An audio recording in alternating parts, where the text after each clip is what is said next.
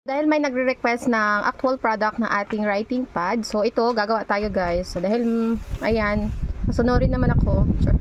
So kagabi, nakagawa tayo nung video kung paano mag-print. So ipapakita ko ulit. So ito, naka-PDF file ito ha. Inopen ko siya sa Adobe Acrobat. So, ayan, Control P.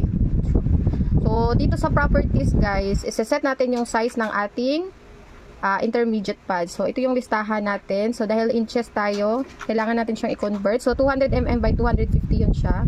So, meron na akong na-convert dito. 7.9 by 9.8.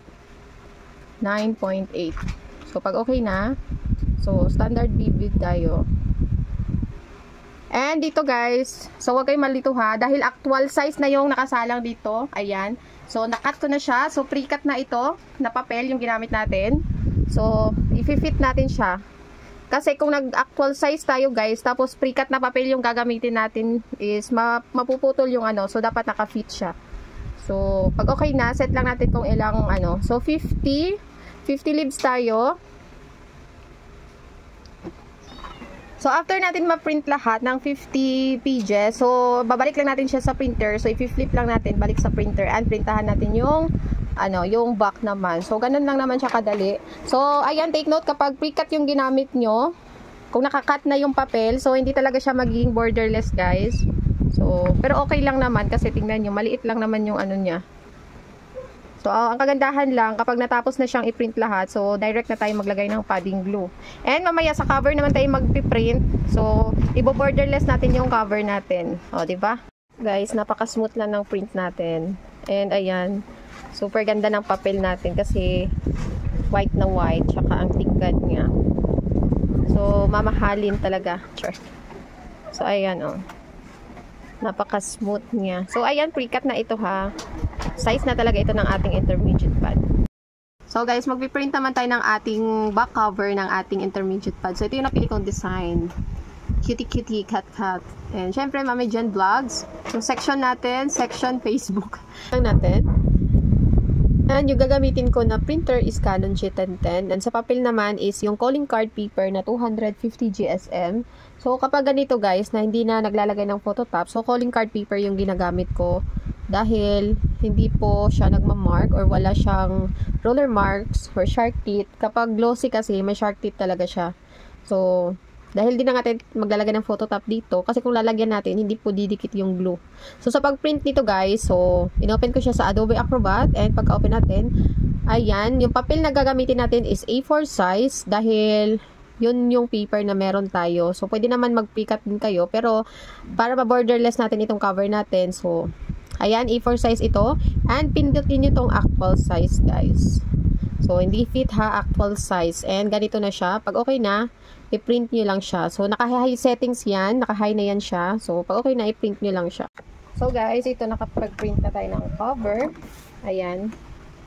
So, ito yung itsura niya. So, A4 yung papel natin. So, ikakat natin siya. So, sundan lang natin ito. Kasi naka-size naman yan. So, yung calling card paper na ginamit ko is ito po, 250 GSM.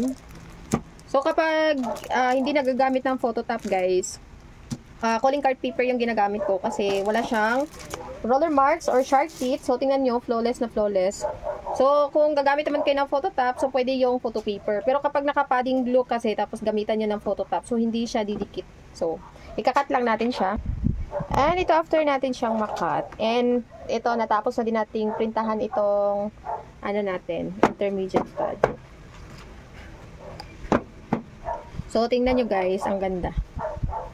So, sa mga nagtatanong kung magkano yung bentahan nito. So, yung bigay ko po nito, 50 leaves.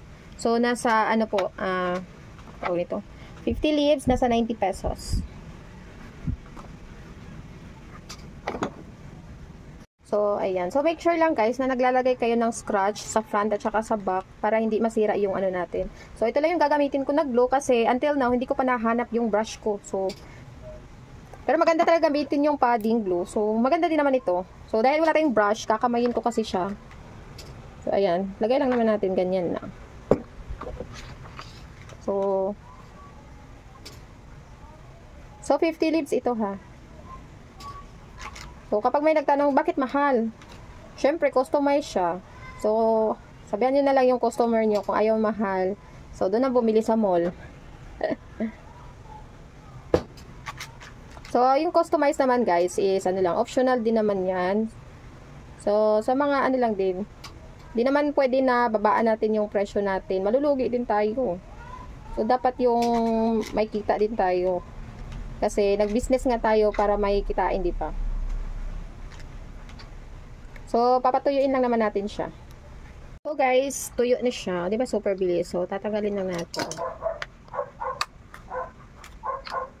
So, maganda dito guys, yung may kulay talaga na glue. So, meron naman akong red. So, yun nga lang. Wala akong brush. So, ito yung purpose na kailangan natin maglagay dito. Ayan.